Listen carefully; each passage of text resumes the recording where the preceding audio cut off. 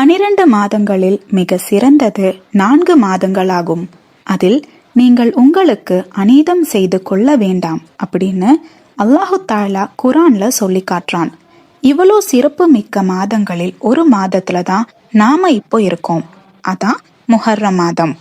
முஹர்ரம், துல்கஅதா, துல்ஹஜ் மற்றும் ரஜபு மாதம் தான் அந்த 4 சிறந்த மாதங்கள். இந்த மாதம், அதாவது முஹர்ரம் மாதம், அல்லாஹு தாலாவின் மாதம்னும் அழைக்கப்படுது. இந்த மாதம் முஹர்ரம் 9 மற்றும் 10ஆம் நாள் நம்ம நோன்பு வைப்பது ஒரு மிகப்பெரிய சுன்னாவாகும்.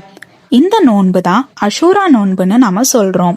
இந்த நோன்பை எவரொருவர் வைக்கிறாரோ அவரோட முந்தைய ஒரு வருட பாவத்தை அல்லாஹு தாலா மன்னிக்கிறான்னு நபி ஸல்லல்லாஹு அலைஹி வஸல்லம் அவர்கள் நமக்கு கற்று தந்திருக்காங்க.